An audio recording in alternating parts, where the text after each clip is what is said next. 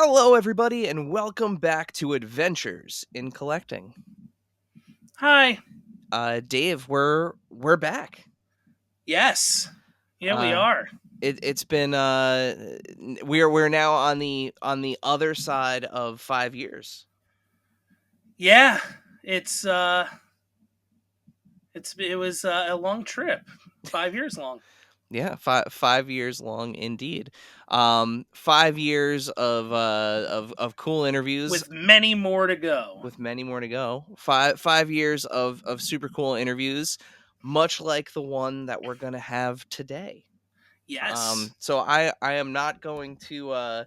I've spent 5 years not doing it, so I think I'm going to continue not doing it. So I'm not going to bury the lead, Dave. It's Not going your to do it. thing at this point. Yeah, I'm just not going to do it.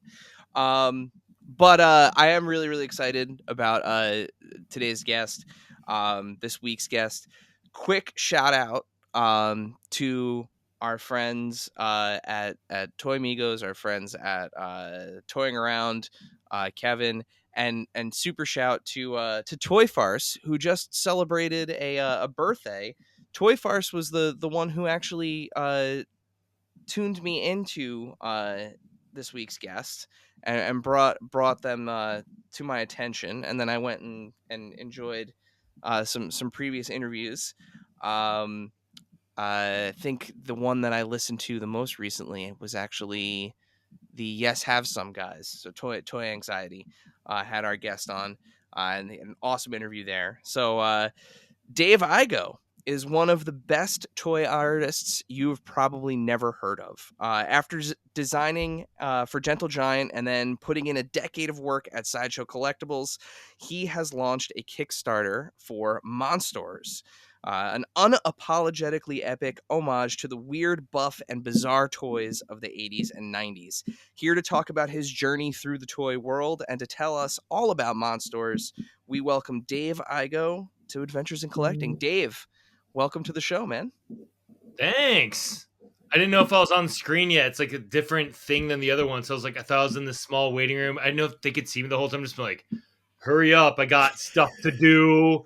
Just like so impatient. I'm like huffing, like, oh, geez, So Yeah, we don't have that cool setup. Notes to Zencastr, our wonderful platform that we use every week. Maybe get us a little like green room waiting area, so that way we don't have to like be like, shh, you're I just. thought I was in the waiting room. I'm like just off to the side. I'm slightly small. So I'm like, okay, I'm waiting. When do I jump out and yell surprise? So when this airs, when we introduce you, you'll get a nice little like bloop, and like through the magic of editing, you'll just appear. Yeah. Sweet. I accept the magic of editing, making me and my appearance more epic. So, thank you and good night. I'm kidding. Perfect. What an interview. You're done. Nailed it. We did it. 5 years, guys. You did it half a decade. I'm glad to make this awkward. The best. I can't think of a better way to kick off year 6 of the podcast with the shortest interview we've ever done. So Dave, before we hop into all of the cool things that you have going on and your history with toys, the first question we ask all of our guests: what are you currently collecting, and what are some of your recent pickups? So 2 different things there. Currently collecting is I'm mainly going back and like touching base with a lot of the vintage toys I never had or I lost or I sold when I was in junior high. So I've been buying a bunch of my classic Ninja Turtles back and then all the ones I didn't have. I think I got all the Motu ones I want. I just got a bunch of Bucky O'Hare stuff, which is cool. Got a couple of Toxic Crusaders. I'm a little bit pickier with them because I like cool gross, but not gross. And there's some like it's fun stuff. I'm just like, does it fit my collection? So a lot of that stuff. And then recent pickups was I got into the Sarzoric Warriors. I got this cool punk rock, Stegosaur guy who's fun. So I got the whole series 1 actually, but this is just like the one I'm opening next. So pretty excited about that from Boss Fight Studios. They do great stuff. They really do. I love my 4 Horsemen, bro. So I got the Cosmic Legions variant, like the homage piece to one of our classic characters, you know, from the 80s. And yeah, I don't know, just like, yeah, I've been buying a bunch of like older stuff, like Ninja Turtles, Extreme Dinosaurs. So it's been fun. Like kind of going back and picking up a couple, like right? Like late 2019 was right when I got back into kind of like buying vintage He-Man and Ninja Turtles and stuff like that. And I actually went down the crazy He-Man international variant rabbit hole, which Oh God. is insane and expensive. And I have now 26 unique mermans because he's my favorite. So yeah, I need to get like a lineup of all. I think I'm like 6 away from having all of them, but Oh wow. yeah, it's insane. It's crazy. So Yeah, that's awesome. Yeah, very cool. The one thing that I like how you mentioned like the right kind of gross, and I feel like the Toxic Crusaders towed that line because it's one of those things that like there are a few toy lines from the 90s that should have never been marketed to like kids based on their source material. yeah, oh, Yeah. totally. And like the I would say between Aliens, those like super cool Kenner Aliens Oh toys, no, and Sure. Toxic Crusaders, by Crusaders. far wins that. Yeah, just like absolutely insane that became a kids show. Yeah, like- it was nuts. Sorry, Dave. Go ahead. No, I was gonna say they somehow managed to make like the Toxic Avenger adorable. Yep. Yeah. Somehow. But this is the one I got recently. I got a Junkyard, I think his name is, the dog. Like, because it totally fits like the stuff I've been getting lately. So this is like the one I got. I might get Toxie later, but yeah, I'm kind of just I'm dangerously a completist, so I really have to. Nope, that's the one I really want. And even like I bought like wave 1 of a toy line, and there's 5. I'm like, I really only like 3 of them, so I just gave 2 to my buddy. He does a bit every like once a month. Like he does at a toy shop in Burbank called Blast from the Past. The first Friday of every month, they get stand-up comedians in there, and they do a thing called Mint on Card. My buddy Jeff May hosts it, and he pulls in different comedians. Then they do like a raffle. So whenever I have like toys I don't really want to sell, but I just need to get out of here, I just give them to him, and he does like little raffle giveaways and stuff. So That's cool. That's awesome. Nice. That's really cool. Yeah. Next time you're in LA, or next time we're in LA. Yeah, Burbank. Yeah, Blast in the Past, first Friday of every month. It's awesome. Yeah, and this is always the time to mention Toxic Avenger, first superhero from New Jersey. Yeah. Oh, yeah. Filmed part of the movie filmed in our hometown. It's true. It's true. Jeez, I forgot about that. Yeah, it's such a weird. I'm really excited about the remake. I love Peter Dinklage, so we'll see what happens. You know, like how crazy they're gonna get, or what. I'm excited. We'll see. It'd be a fun one. Like I love with like, not to jump ahead too much, but like with Monsters, just kind of like my hybrid of certain things. Like I want to find like what's a new gross thing that could be successful. Like what is the next Toxic Crusaders, like Mad Balls, Garbage Pail Kids. But like, what would make that cool now? Like, what would hold up in this day and age? Like for the modern collector, like that'd be a fun challenge to think of. You know, like Yeah. Well, before we dive too deep into Monsters, tell us a bit about your journey as a designer. How did you get started in the world of toys?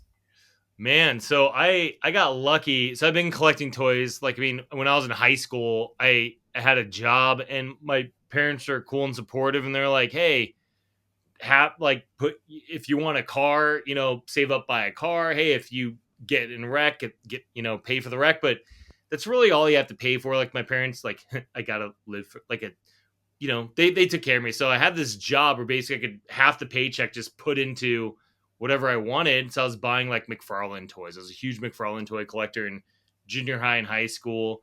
So I loved toys, but I never really thought of that as like a career. I owned a couple of statues, but not many. So I went to school. I wanted to be a comic book artist. I was drawing comic book art 4th grade through high school. I wanted to be a comic book artist. Didn't work out. So I applied to go to Cal Arts Animation School. They didn't accept me. So I went to a local art school in Denver, Colorado. And I learned that new animation program. I'm like, cool, I should be an animator. But it was all experimental, weird stuff. So when I finished that program, I had this portfolio that was like really eclectic. I had traditional sculpt. I had digital modeling in Maya that I didn't really understand. and then I had a bunch of drawing and illustration stuff. And so I had this portfolio and no one knew what to do with me. So I went out to California, went to Comic-Con, went to SIGGRAPH, applied. No one was hiring or no one was hiring me. So I found out about this place called Vancouver Film School, went there for a year and a half to focus on 3D modeling, visual effects for film and television video games, thinking like that's how I can get a job being an artist. When I finished school, I went back to Comic-Con and I met Carl Meyer, the owner of Gentle Giant, and he liked my drawing portfolio. And he's like, "Hey man, you want to draw?" I'm like, "Yes." So he hired me to draw at his company. They made statues and collectibles. They're not as much toys, more like resin mini busts of Star Wars, packed in collector exclusives for like DVDs and Blu-rays, or sometimes cases. I would design cases. Like I designed this for the Edward Norton Hulk one. I designed a case. I don't know if it got made, but it was like a brick wall that would slide open and it had Hulk's face being like, ugh, like his fingers, like he was open, like breaking out a wall. So it was like a bunch of weird, fun stuff like that. So that's how I got into drawing and consumer products. And there'd be some toy-ish things, but nothing like highly articulated action figures or anything like that. Mostly statues, some smaller figurine things, pack-ins, whatever. So then I was there for 3 years, went to Sideshow Collectibles and I was there for 10 years, designer turned art director. And I was mainly focused on their statue line, but I did help out a little bit with their 1/6 scale, like articulated line with Star Wars and G.I. Joe. Not a ton. They offered like, "Hey, do you want to draw this?" I'm like, "Dude, I don't know anything." Like the people that were working on the G.I. Joe 1/6 scale line, they were like huge into like military stuff. So they knew gun terminal, all this stuff. I'm like, I'm an idiot with guns. So I didn't know like what are accurate pouches for this military thing. So I'm like, if you guys have a designer that knows this stuff, you should work with them, because I would just like make a cool helmet or make a cool thing that's made up. But they're like, no, and like this gun has a sight scope, like they're really military accurate. I'm Yeah. like, I would, if you need me to, I will do this. But if you're saying I have a choice, I would be better drawing Wolverine in a pose over here, you know? So I did that. And then, I've been at Tweeterhead for the last 5 years or 4 years and change, and creative director in charge of their statues for He-Man, Thundercats, Myths and Monsters.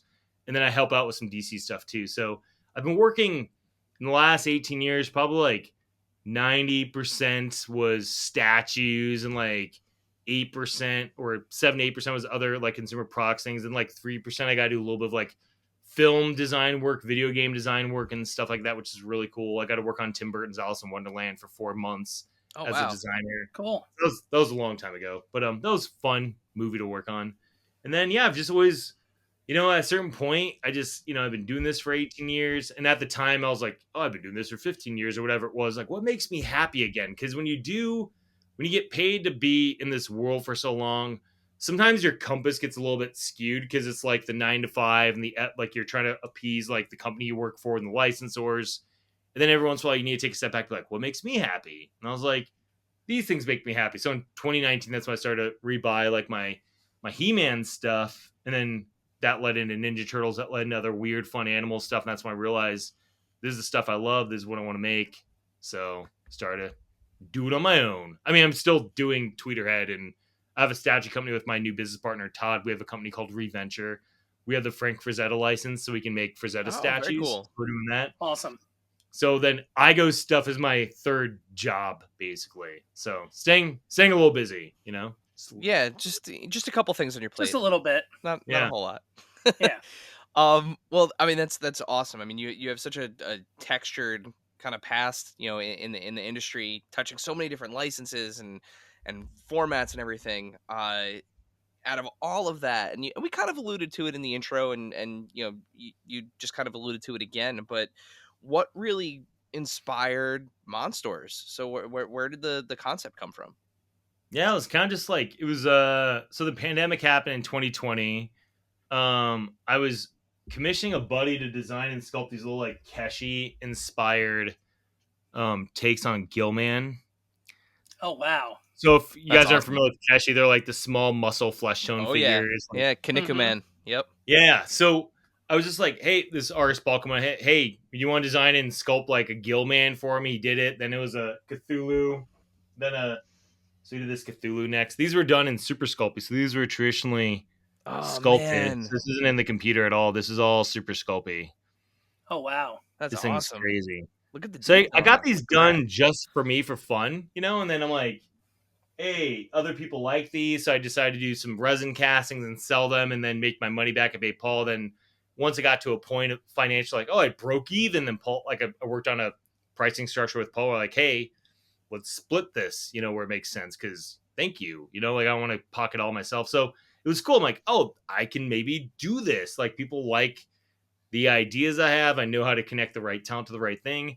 So it's early 2021. I was walking with my wife or walking our dog, and I was like, just like thinking about stuff. I came back to my toy collection, looking. I'm like, what don't I have that I want? And I realized like what I love is I love like the buff stuff. Like I love He-Man. I love like Ninja Turtles. I've been drawing comic book anatomy like my whole life. So I'm like an anatomy nerd. So I'm like, all right, I like that. And then I love creature design. So let's do some animal bad guy looking cool creature hybrid stuff.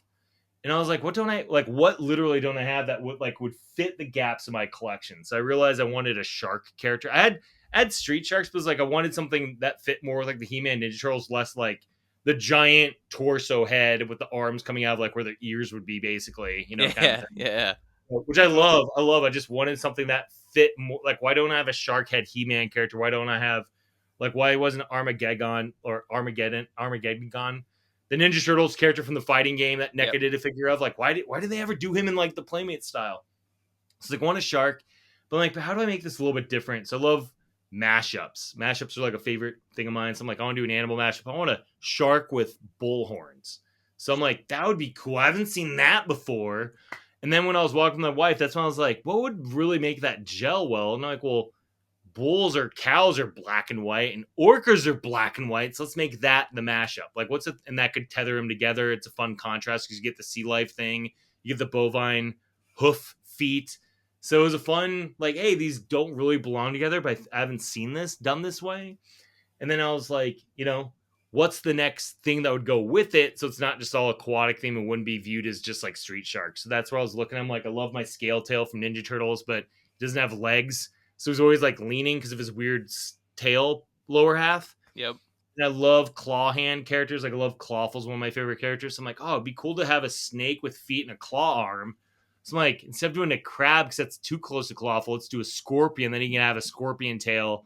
Just the idea of a cobra hood, fangs, claw, scorpion tail. I'm like, that makes him look like triple threat evil, So those became the first two characters in Monsters. And I just started to write a long list of animals I like that I think look visually awesome and some that might be underserved in my collection. Like, oh, hey, there's a lot of turtles.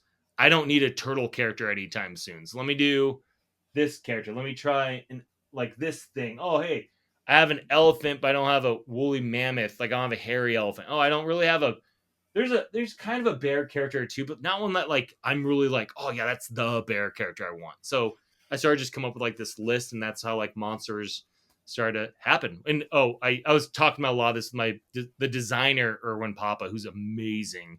So we hopped on a phone call, started, oh my god, what if, and then he started drawing. So yeah, You guys are like Cool. the plastic Isle of Dr. Moreau. Yeah, I was Like, gonna say. just like a lot Big less time. evil, a lot more playful, a lot more fun. You go to the island of Dr. Murray, kind of like something's amiss here. You just come here and it's fun. Yeah. No, but that's So- that's awesome. Yeah, very, very cool. Thanks. Yeah, very cool. You kind of alluded to things not being, or things that you didn't have in your collection, or things that were underrepresented. But did you have any sort of internal style guide or like rules that you were going by when you were designing the creatures for the project?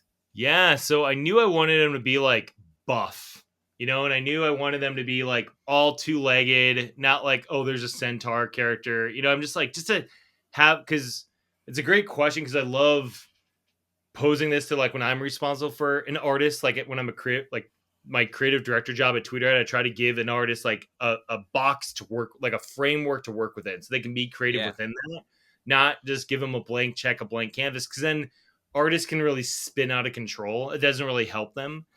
So to give myself one, I'm like, I want to come up with a formula. So I'm like, I like 2 legs, 2 arms, keeps it easy. I like the 2 animal mashup.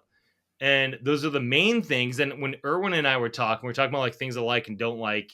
And some of the Ninja Turtle characters I wish I had slightly different are ones without like tennis shoes and wristwatches and stuff like, and bow ties or something. You know, I'm like, I wish there's a little bit more. Oh, the ones I like are more barbarian warrior leaning, like He-Man. So I want to keep it all tribal, barbarian, you know, like it could be Viking, it could be whatever, just like no modern stuff and no technology either. No laser guns, eyesights, any of that stuff. And I have ideas for that stuff later, but like I want to keep like this is this, right? And then very little, if any, found object stuff. Like Shamumu has his anchor in the cowbell, and that's kind of it. Otherwise, everything else is kind of like it looks made by them or it looks like it was found by them. Not like, oh, I found this like there's a term for it. I forgot what it's called. But like, oh, here's a license plate from a car, right? It's like, oh, well, there aren't cars in this world. Like, even though the anchor is like a weird, like, they're like, I want the anchor,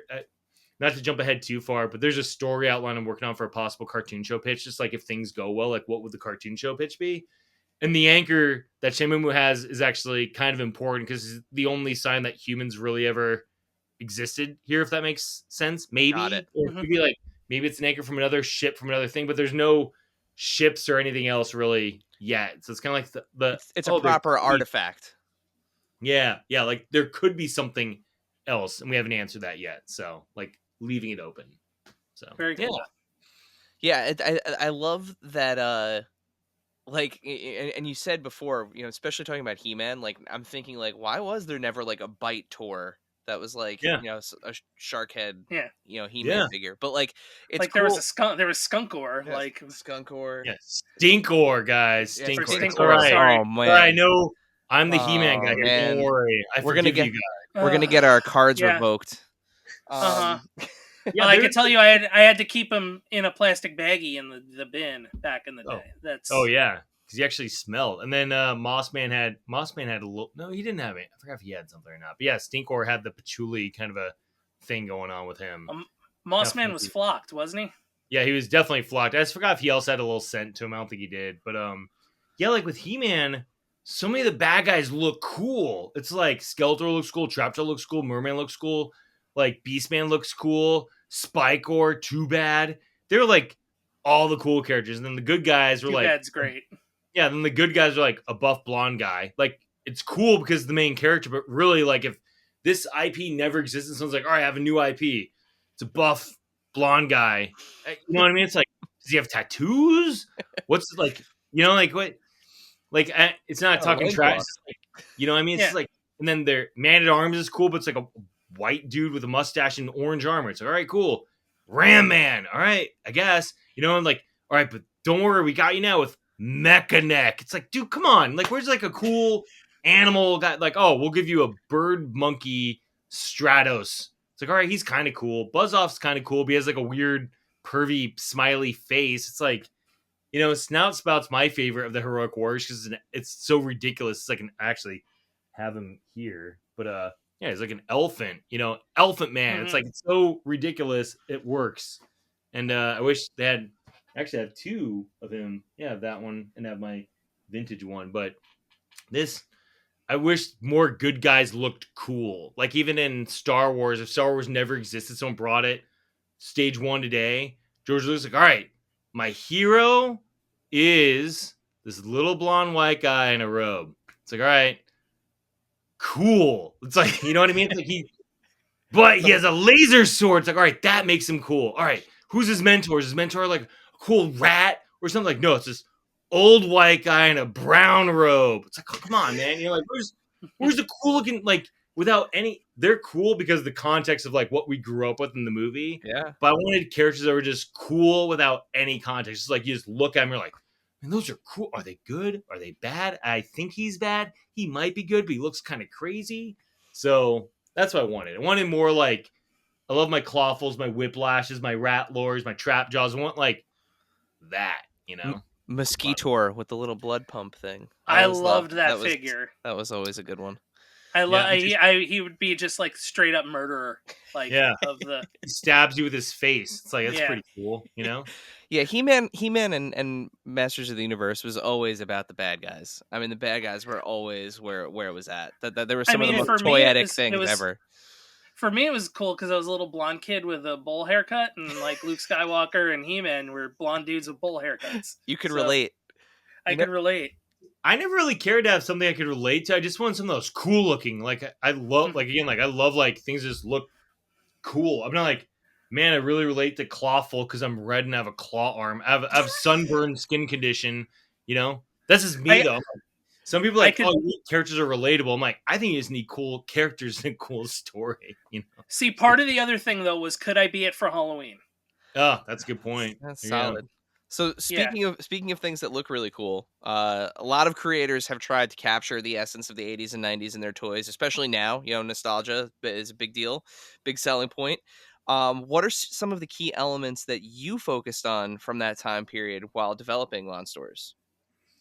Yeah, it's weird because I don't know if I intentionally was like studying the 80s and 90s as much as I was like living my life and just had this like thing, all these things in the back of my head just baking and stewing. And like what I like, again, looking at my collection that happens to be toys from the late, like early 80s through early 90s. I wasn't like studying there like, how do I make this work exactly with this? It was just kind of like a natural thing of like, it was kind of the size, kind of the buff body. And then the other thing too is the thing that really strikes me. I'm actually colorblind, and by colorblind I mean I can still see color, but like blues and purples kind of overlap a little bit, so I can't tell you if it's blue or purple. Or bright green and yellow are so similar to me; it's like they become the same thing. But I love like bright, weird colors. Were always like the thing that stuck out to me. So working with Erwin Poppy has a great color design sensibility. So I'm just like, go. Like when we designed a character, then we did color later, and he would do like A, B, or C. He'd do like 3 different color palettes, and they're all insanely awesome. So I'd be like, they're all cool, but I guess I like this one slightly more than the other two. What do you think? And he would, agree or disagree. And we'd have a discussion. So I think it was like part intentional, part just like this is what I like from all these years of things I like. Because even there's stuff that's like some Image Comics is infused in there, like a little bit, in a weird way. So it's kind of like just the everything I've loved in my life kind of put in a blender, and it biases slightly towards like the 80s and 90s. So I think things that I've heard from other people that make them feel that connection is that they are fun, super expressive. Like you look at like old Ninja Turtle toys and there's like weird, funny expressions, and you get like, the Rat Think era stuff, like Yep. from Ed Roth, which is like 60s, Yep. 70s, and 80s, and that like influenced a lot of people in the 80s. And then expressive hands and weird posing stuff and just like bizarre, like doesn't really make sense, but kind of does as long as it looks cool.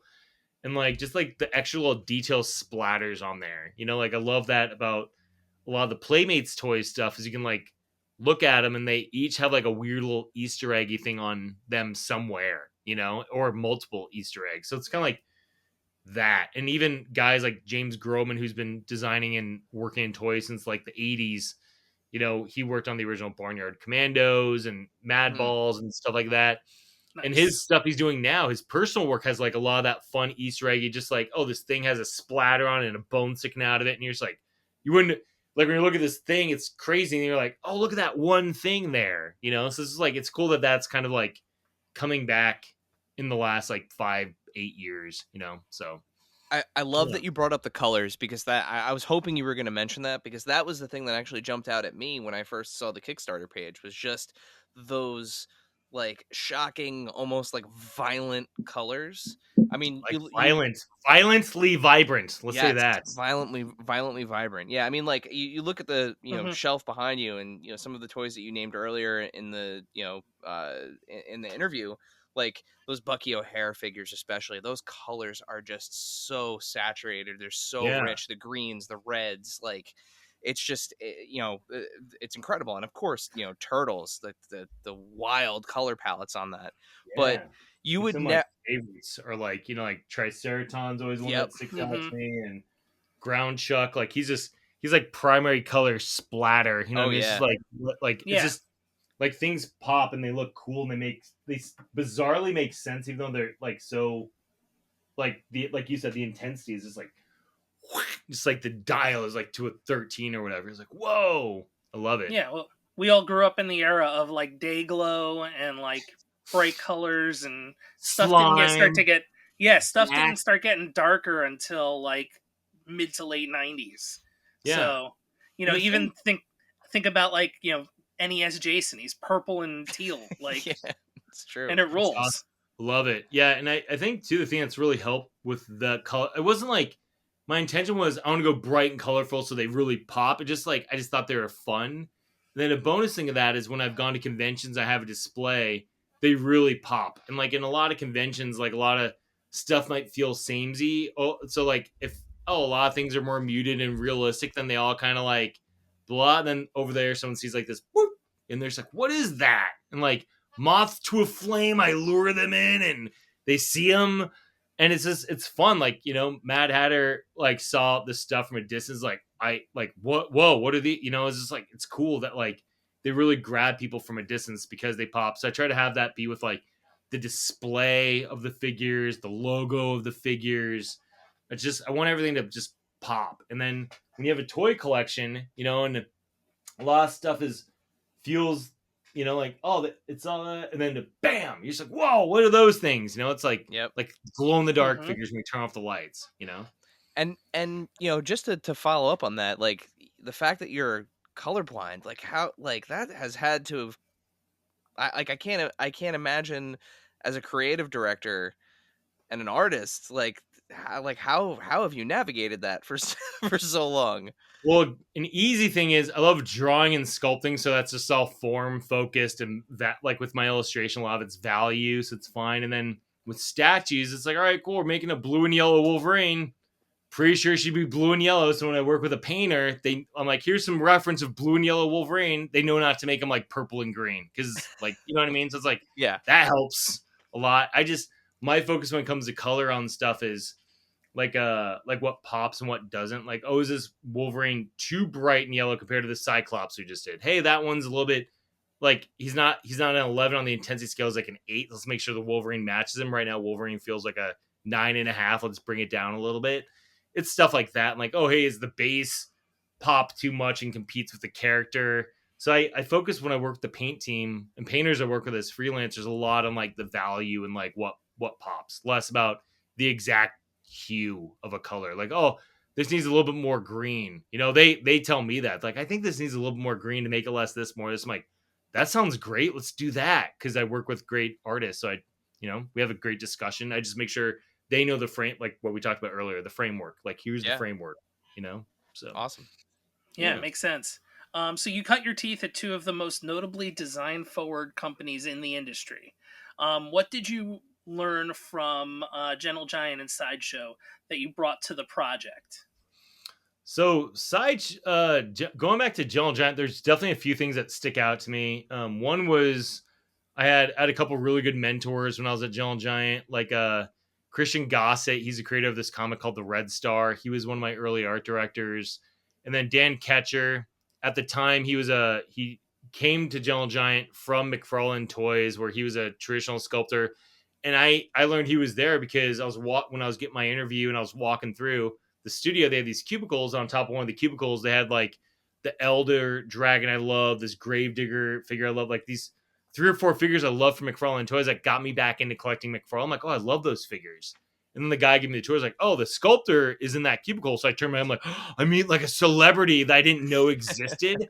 He was this crazy dude named Dan Catcher. He's awesome. He's like a big brother to me now.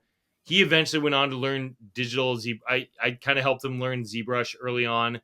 And his claim to fame now is he was a designer and sculptor on the dragons for Game of Thrones, the original show, seasons 2 through 8. So that was like his really cool. Yeah, so he went from traditional sculptor, digital design, and creator. And he's worked in film, television, video games for a while now. And then the other guy that was kind of like my third mentor, friend, big brother there was Joe Jung. Remember, I had one talk with Dan that really stuck with me, and one talk with Christian Gossett that really stuck with me, and one talk with Joe Jung that really stuck with me. So Christian Gossett, when we were working on Alice in Wonderland, he's my art director on that. He's like, don't go. There's actually 2 things. He's like, don't go for good looking illustration. He's like, we'll make it look good later. Right now we're on early development, so let's push good ideas. Get the team happy with the idea that we can make it a pretty illustration. So I'm like, oh shit. Like that really stuck with me about like, go for visually the good idea first. Once a good idea, they can make it pretty. Because a lot of people can make pretty pictures, but like, is it a fun idea? Like, not saying that's the right way to do things, because sometimes illustration is very straightforward and you just need this thing. But for what a lot of what I do, it needs to be a good idea first, and a good illustrations like a bonus. And then he told me a thing about scale. Like, just make sure things are clear with scaling. Like, if you have something small, make sure you have something big to contrast it or whatever. So that always like, so make sure it's like a lot of the same, right? So that always like the contrast. And that went to detail versus bigger, like bigger, broader areas, and shapes and smaller shapes, and then color, you know? So that was something that really like kind of affected me across all this other stuff. And then Dan Catcher, and this is before he worked on the dragons for Game of Thrones, but he did the dragons for McFarlane Toys. We were just drawing dragons together one night after hours, and I was drawing some random thing, and it looked weird and bizarre. And he's like, that's cool, but does it? He's like, it's kind of like more on the, and this goes about what we were talking about earlier. He's like, it's kind of on the grosser side. You should go for something that looks a little bit cooler. And that, the way he said it, it's not like it has to be this, but that really stuck with me. Of like, I can make this gross, and it would like kind of limit the viewership, or I can make it look cool and it would broaden the viewership. So it's like that fine line of what's cool and what is cool, and then what do I think might be cool, right? And it's a weird thing to really define exactly, but it was something that stuck out with me in terms of like, I kind of apply it to like when I like going back to the Toxic Crusader stuff, like what's too gross for me. Not saying like I'm offended, but just like, it doesn't really inspire me to do something cool, you know? And then Joe Jung, the one thing he imparted on me that has stuck with me forever is I would design something, I would push it like this far. And he's like, no, go this far and have someone bring you back, rather than like not go far enough and you need to be pushed. So I was like, oh, dang. And that that echoed into stuff other people told me later on too. So it's kind of like those are like 3 to 4 things that really stuck with me leaving Gentle Giant. And at Sideshow, I grew more into management, and it like I learned a lot from some of the people there, but really forced me to like read more books on management and psychology of people, and really kind of like stuff I felt like I knew, but it was never explained to me. So while I was at Sideshow, I read this, what the book's Dale Carnegie, I think, is How to Make New Friends and Influence People. It's like, it was written like early 1900s. It's on like its 20th edition or whatever. But that book essentially was about people skills and management, and how to be that, like, you know, you might be a good people person, but then like, how does that like work with management? And that was just like, I mean, most people know this now, but for me, it was kind of like, I don't know if it was ever said to me, but this book made it really clear. It was like, you know, just treat others how you want to be treated. Like if you're giving someone direction, make sure you're giving the direction how you would want to receive the direction. And it's something like I knew kind of, but then that book like just defined it and like just really blotted it out. And I was like, that's cool. And then another book I was reading while I was at Sideshow is called The Spirit of Leadership. And it's a weird one. Like, it's a great book in a weird way. I'm ex-Catholic, not really religious anymore, but it was written by like a Christian guy. So like you get like some really good chapters, and there'd be one chapter it's like, and here's why God's awesome, and because I say so. And I'm like, all right, that's an interesting chapter, you know, kind of skim through it a little bit faster, and then get to like the meat and bones of like human psychology a bit. But he had a bit that basically talked about like the difference between leadership and dictatorship, and how a leader is there to service the people. Kind of like, if, you know, you have people underneath of you, you're here to make sure they have everything they need so they can succeed. And then a dictator believes that the people are there to serve them. So you can choose to be a dictator and just be like, all right, cool, you're all doing this for me. Or you can choose to be a leader and just be like, all right, you're my team, I'm responsible for you. How can I make sure you're supported in everything you need? And then apply that with the golden rule and other stuff too. And it's nice because I feel like I knew those things, but then just having it like presented in front of me, like, I'm like, that makes so much sense. So those are like probably the 2 biggest things in terms of like learning about leadership. Not to say I didn't learn anything from my, you know, the people above me there at Sideshow or anything like that, but like those are 2 things I learned while at Sideshow, just through, you know, literature. I read books one time. I'm a book reader. Hey, books are important. Yeah. Sometimes. I need to read more. I'm horrible at reading. Now I get so busy. I'm just like, oh, I have some free time. I want to play Tetris or watch a movie with my wife, or some like play Hollow Knight. That's like the other video game I play. So So, actually, I have another thing that I was just kind of thinking of. Yeah. You mentioned it when you were like, "Hey, I taught um, somebody how to use like digital." You Yeah. were coming. You basically kind of came through same time, of course, we did. Just learning that like computers were becoming prevalent and digital was becoming a thing. Yeah. Analog was starting to fall by the wayside. Um, how did that kind of prepare you for now, or for even just kind of making your way through as you have over the past I was lucky that I near was two a decades? yeah, I guess I was lucky. I was a traditional illustrator growing up, and then I went to school to learn digital because I thought that was my future. So it's kind of like, and then rewinding a little bit further, before that, I have a twin brother and an older sister. So I was raised sharing everything. And like, you're not always right. There's always like, oh, this is for them. You know what I mean? So it's like, I was always kind of raised like an open mind of like, it might not just be about me or this thing I know, but oh, my brother is going through this thing, my sister or whatever. You know what I mean? So being an illustrator, learning about digital, I'm like, oh, I should learn. Like, there's something else. Like, there's something maybe out there that's different that I need to learn. Like, sorry, it sounds like super jumbled mind mush, but I hope it makes sense. Basically, I was like, No, totally makes sense. Yeah. should learn this. So when I got a job at Gentle Giant, I was very like already open minded. Like, I want to learn new things. I'm in California. I just moved here from Colorado. My first job. I know how to draw. I know how to model in, 3D, and I know a little bit of ZBrush. ZBrush was newer back then.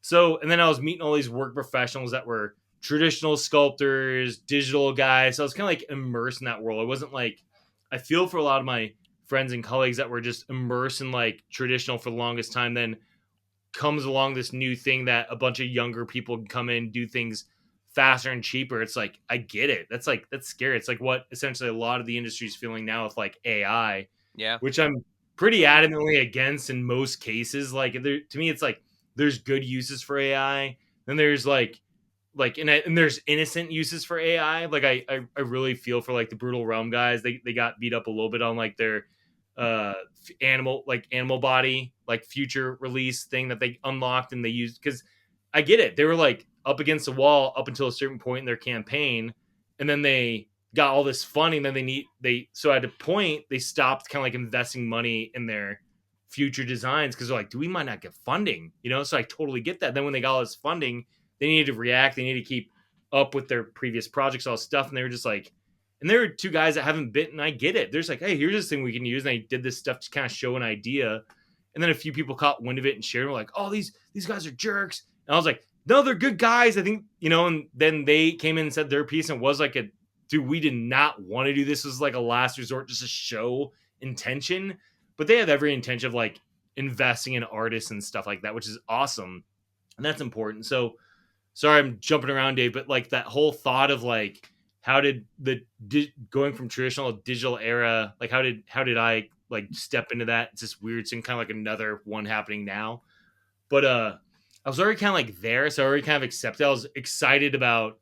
I always viewed everything as an option for anyone to use. So if you're a traditional sculptor, learn ZBrush. Then you know another thing to do your art with. If you're an illustrator, you should know Photoshop. And if you know Photoshop, why don't you learn ZBrush? You're already using the computer to make art. Use ZBrush and make sculpture. So for me, I was always like excited about that. And I got to see friends be excited, like that were traditional sculptors for years, be excited about that and jump in. I got to see people that were reluctant, and then they eventually jumped in, they loved it. And I got to see people who were reluctant, hated it, took forever, then they eventually came around. I've seen people who refuse to come around still to this day.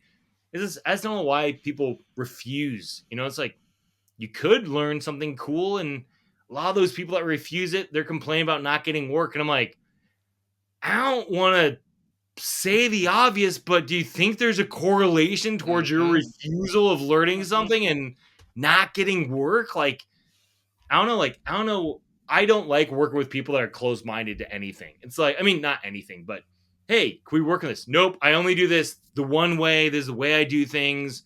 I'm extremely rigid in how I work. It's like, okay, that makes it limited in what I want to work with you on, because you only want to work this one way. When you work with someone who's collaborative, open-minded, hey, I have an idea, let's try this. Like, open-minded acceptance is like awesome, because you might get better results than when it's all on you, only your way, you've been doing it this way for 100,000 years and you refuse to learn digital. It's like, I can only feel so bad for certain people until they like choose to, do it, I don't know. Sorry, did that answer that, Dave, or did I jump around Yeah, way? absolutely. Yeah, Absolutely.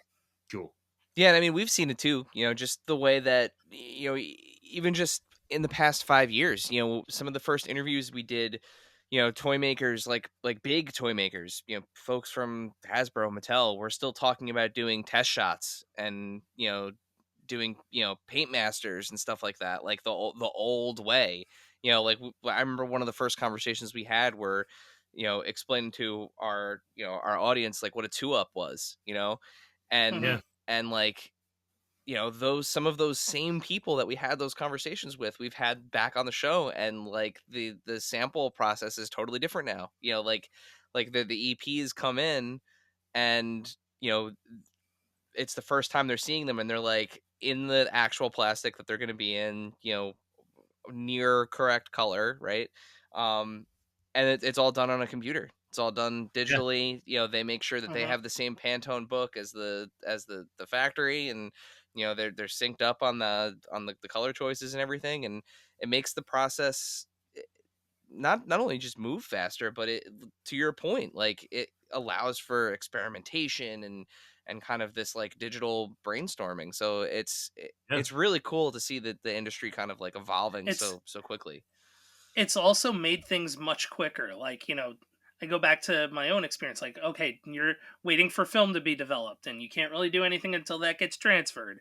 And now you're like, you've waited like a week and a half, so you better have written your ideas down, or I can do it like an hour after I'm done. And now I've shot things digitally. I don't need to develop them. Like, Yep. I can just plug stuff in and load it up in less than an hour. Yeah.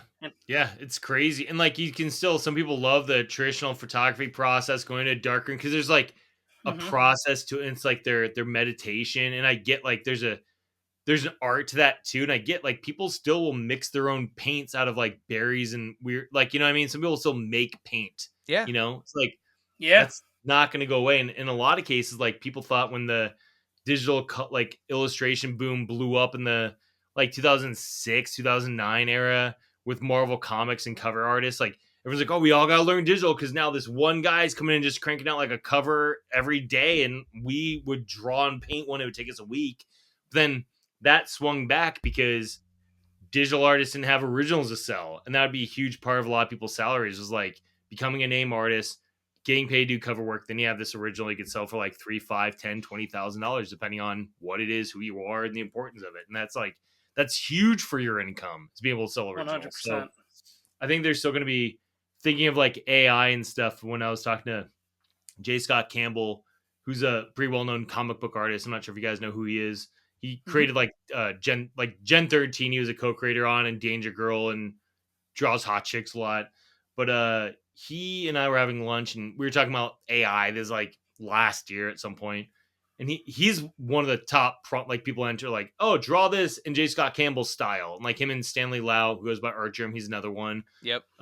Both good buddies, and he's like, I'm not really concerned about that because people are still going to want to hire me because my name sells. Like, people like me. People want to meet me. They don't want to meet like the guy who copies my stuff. Like, that person might get work, but they're not taking work away from me. Yeah. And that was the thing that really stuck out to me. Not like in a sense of like, and I could see some people be like, well, it's easy for him to say, J. Scott Campbell, who am I?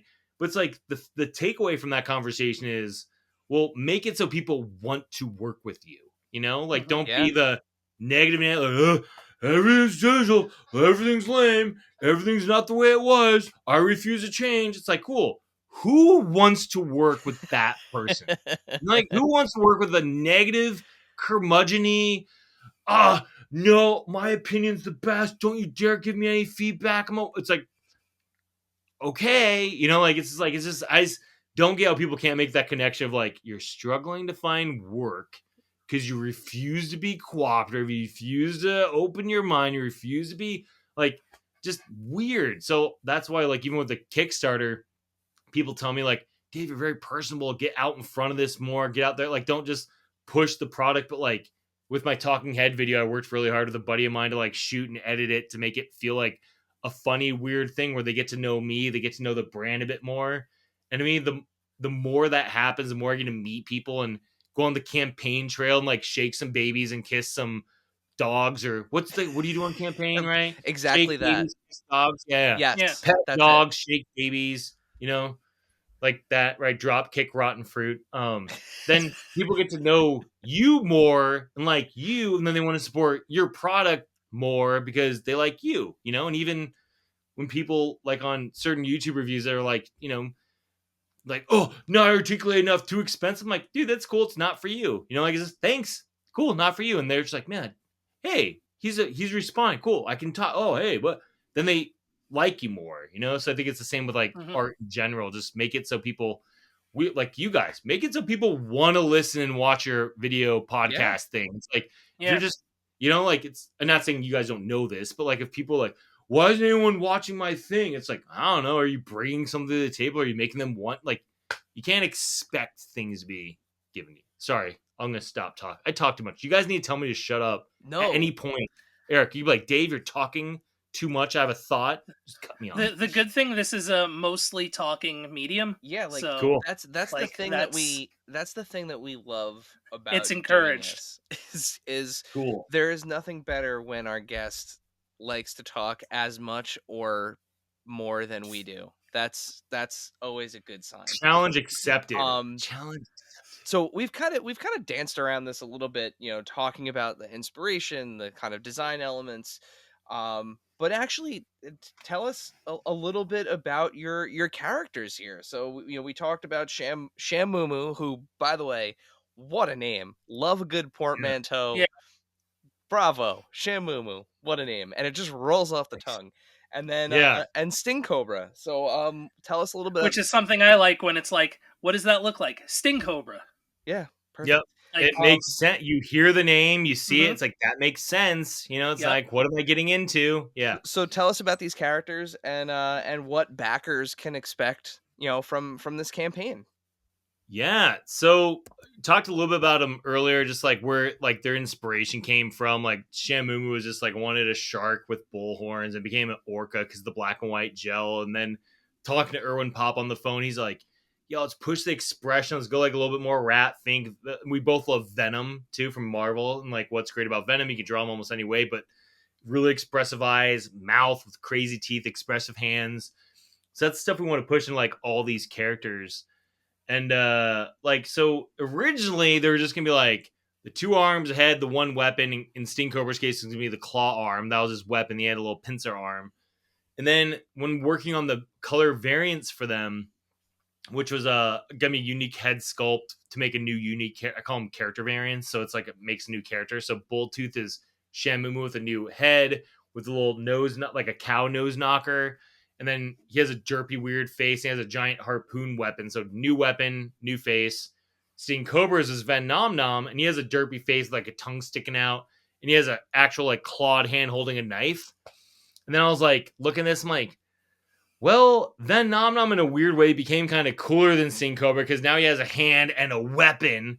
So I was like, I need to do this. And then talking to Mad Hatter, like I was getting some feedback from him. He's like, yeah, dude, the more ways you can hold weapons, I would like it to have a second hand that can hold a weapon. I'm like, all right, cool. I need to do for Shamumu 2 weapon hands, 2 expression hands.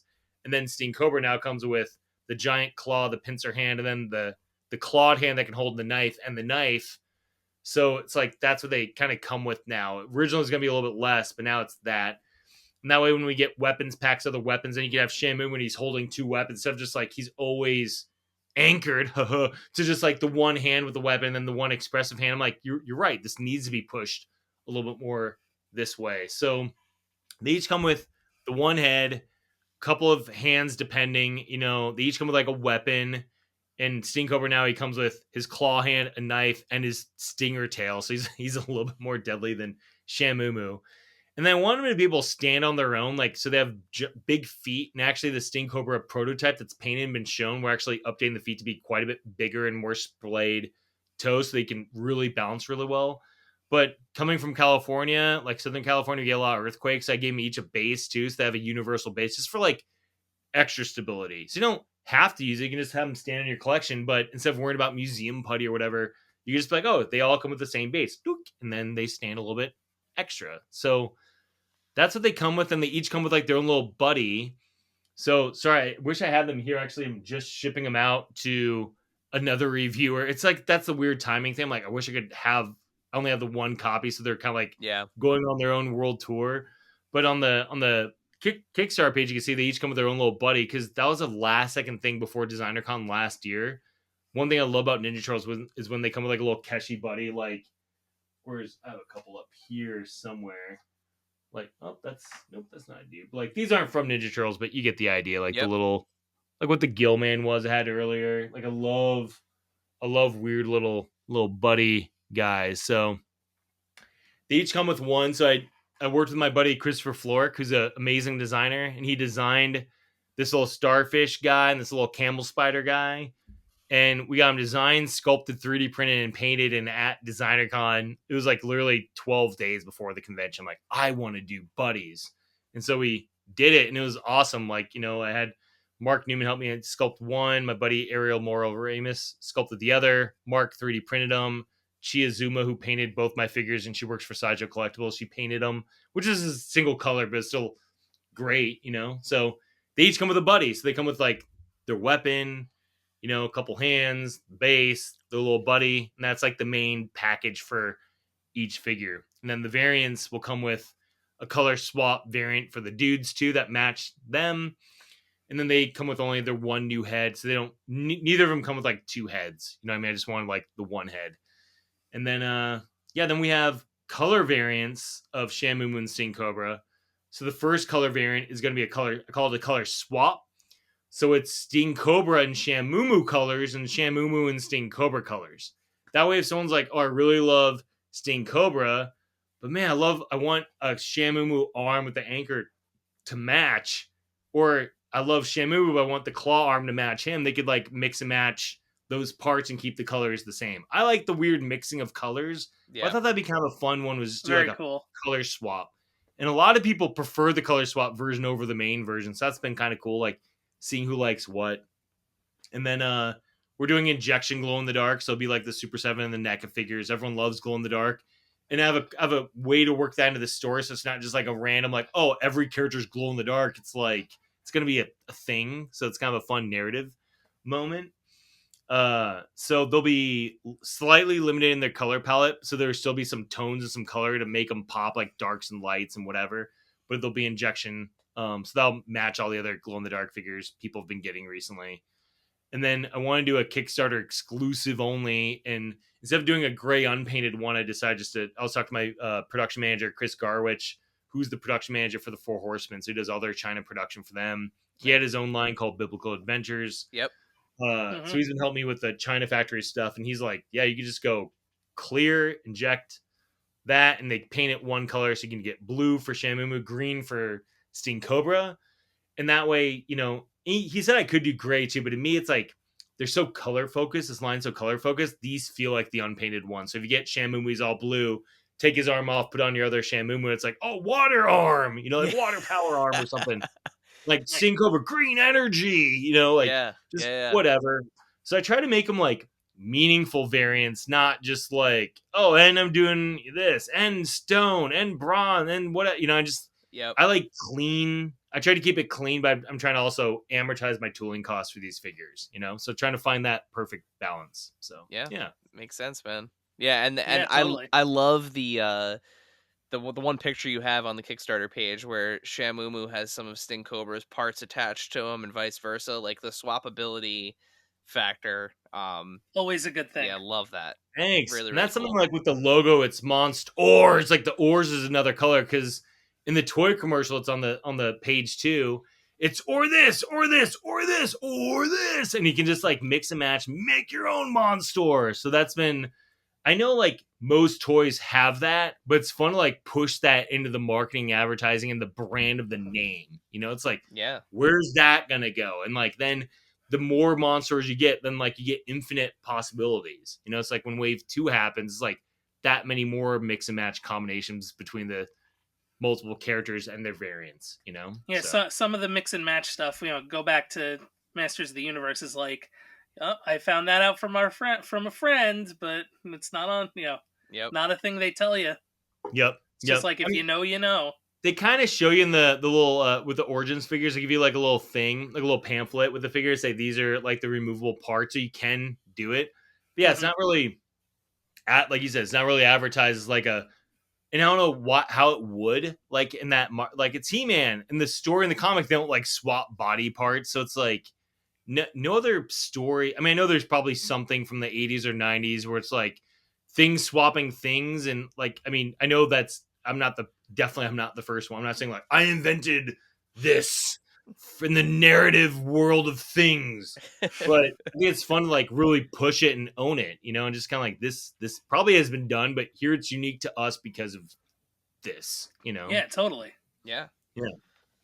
I invented injection plastic action figures just in case. Good. No one knew. We'll commit that to permanent record here. Mm-hmm.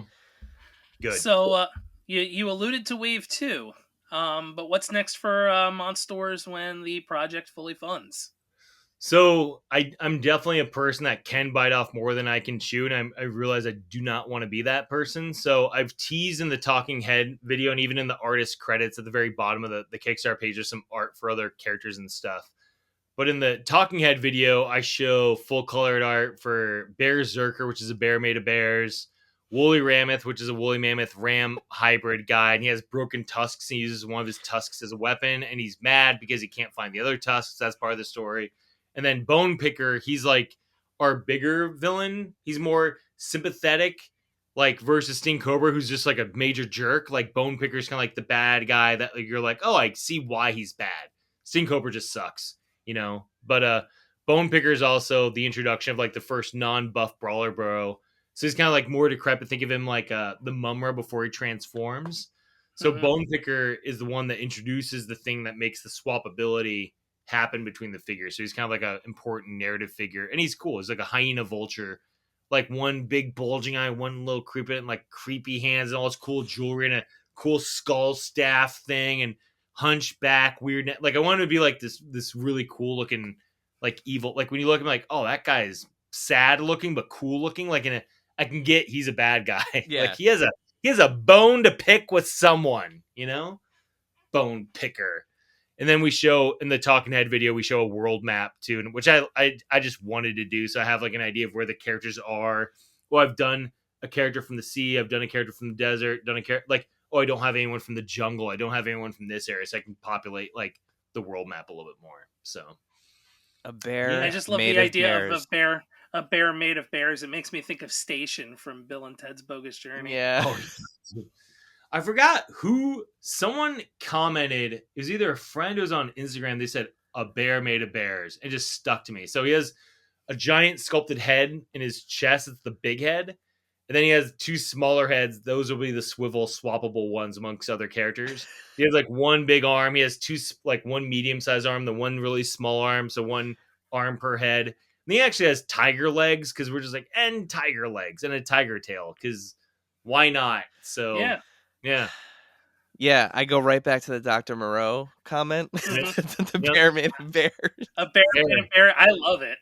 And he's going to be my first like wild card in the story. So like every character is kind of like they can talk. They have their motivations. Berserker is just like the Tasmanian devil meets Godzilla. He just shows up and wrecks stuff, wreaks havoc. Perfect. And yeah, he's just that. I just wanted a wild card. So wave 1 is kind of like an antagonist protagonist, and wave 2 would be a new protagonist, a new antagonist, then a wild card. So I think it's a fun little pacing, like the way to split it up, So well, right now, as of the time of this recording, we're recording on Monday, September 16th.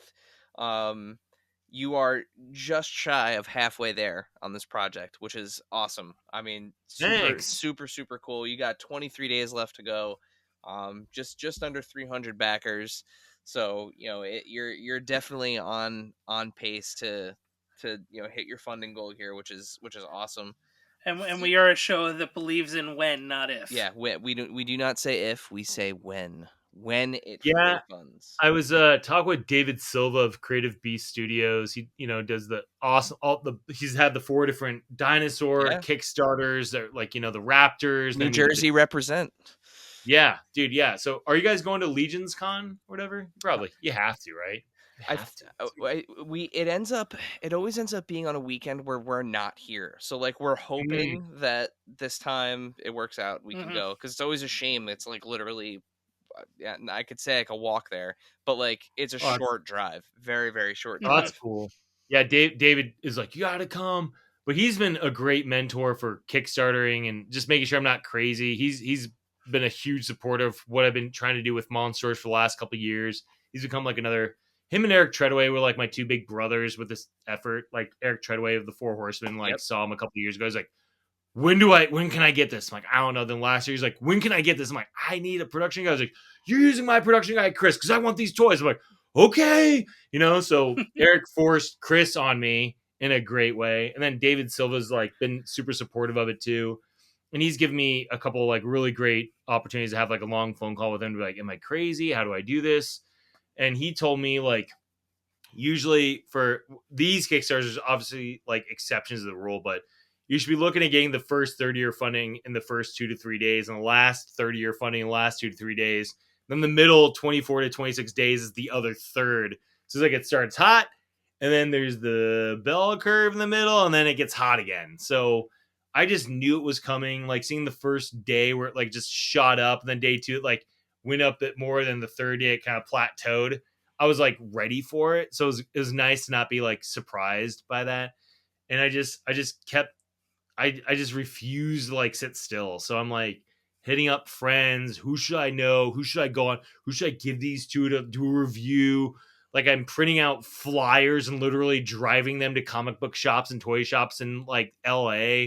Just be like, I have a Kickstarter. Do you like these toys? I'll give you free stuff. You put some flyers in your thing, and I ran into like a couple of strangers outside of a comic book shop that weren't even at the comic book shop. They were just like hanging out. I'm like, you guys look like you're about my age. Do you like stickers? Like, yeah, we love stickers. I gave them a sticker pack of my toys, and they're just like, these are awesome. I'm like, I know. And so it was great. I just ran to like 2 strangers, like just like a political campaign, just like check out my stuff without being.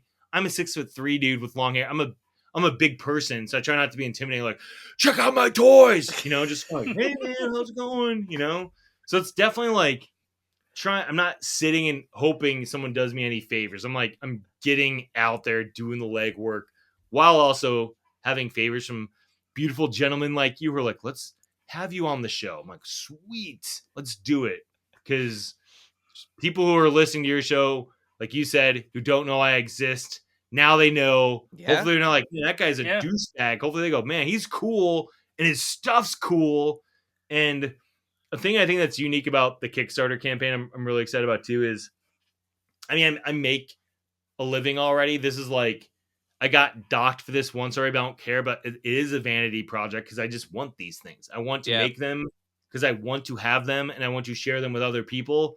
I think that's what most toys start out as, is like someone's like, I want these things, right?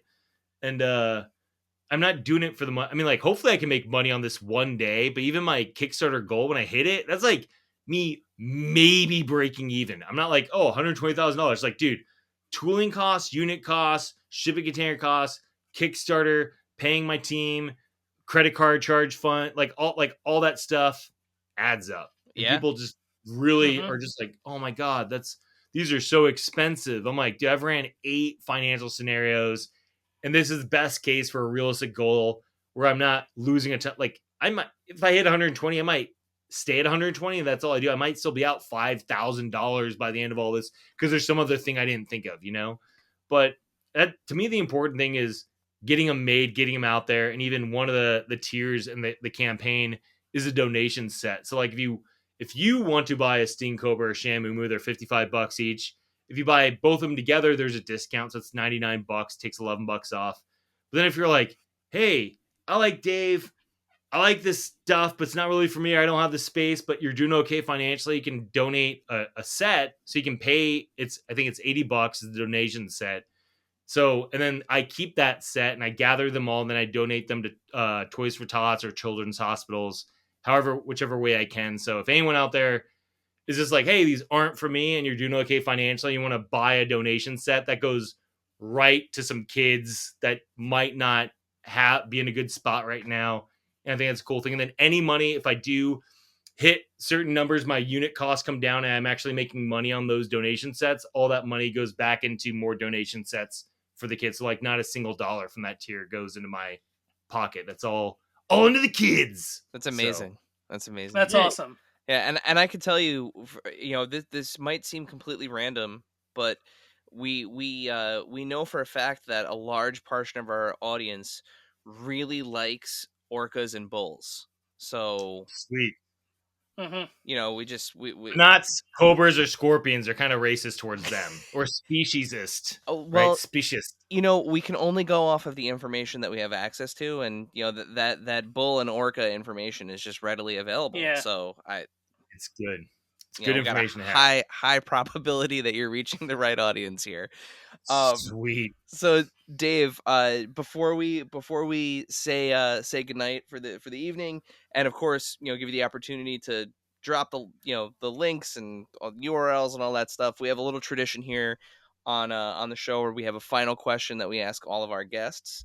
And it's actually been a minute since we've had like a new guest. Like we've had to to have the original one. Yeah, to have to go back to the original question. So, Dave Weinbrecht, brother Dave. Yes. Would you like to fulfill your role as this podcast's James Lipton and ask our final question? Why, yes, I would. The final question that we ask all of our guests. What is your strangest and or favorite piece in your collection? It can be one of each, or it can be both.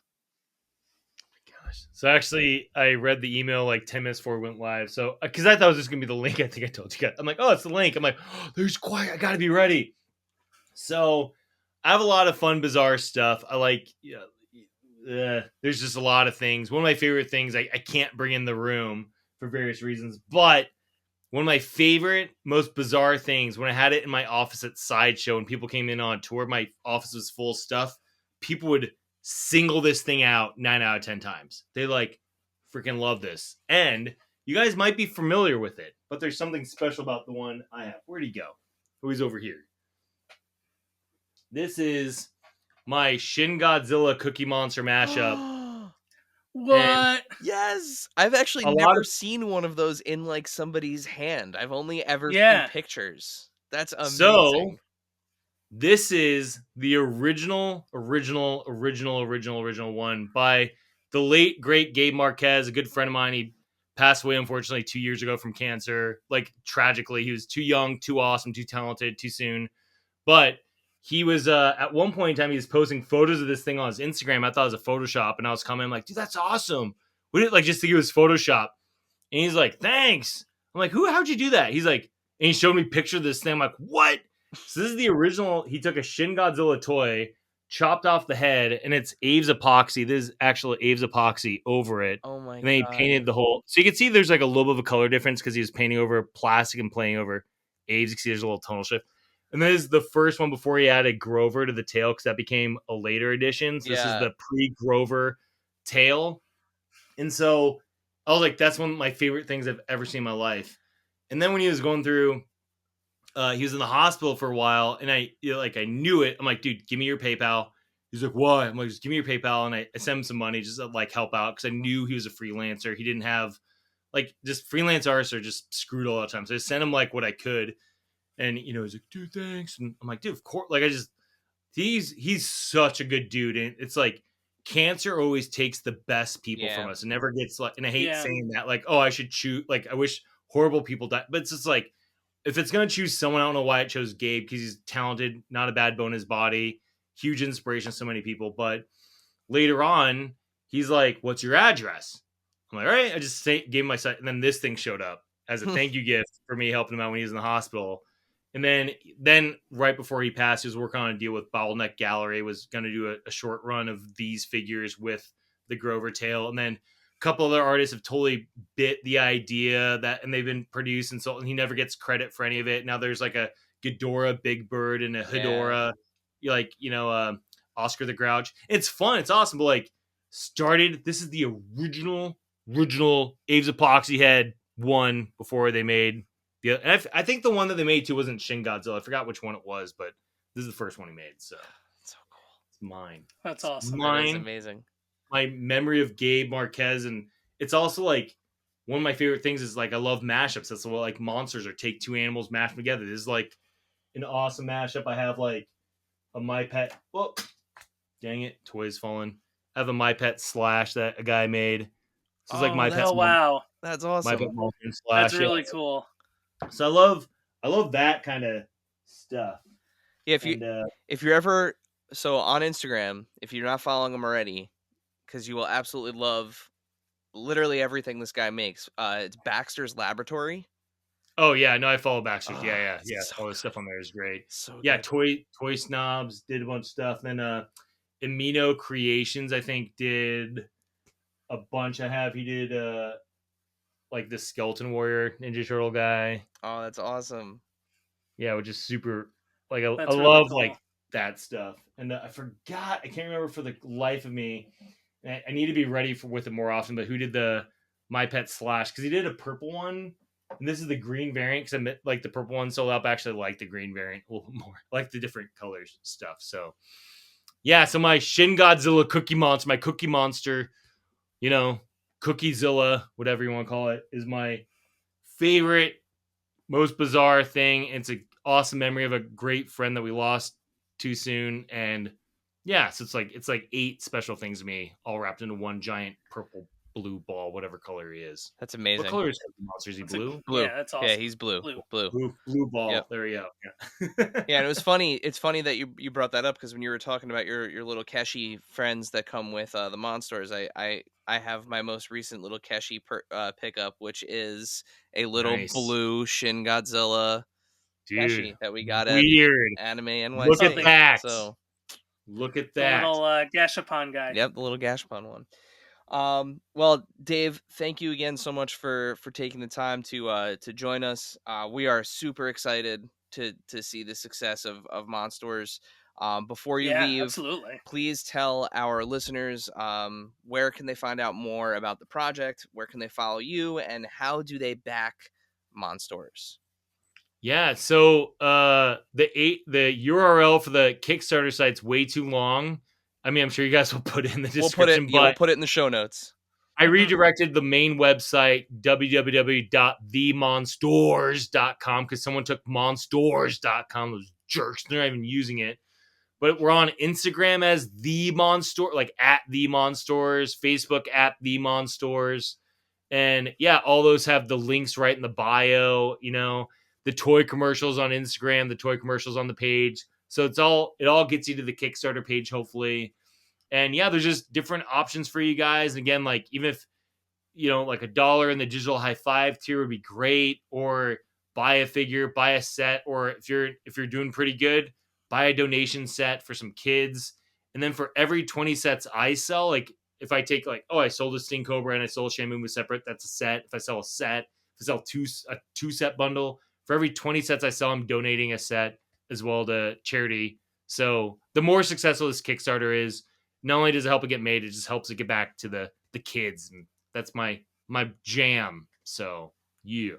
That's awesome. Well, we'll make sure that we include links to everything in the show notes, the description, so that way you guys can follow Monsters, you can follow Dave, you can back this project, you can track its success, watch all of the cool videos and stuff that Dave has done for this.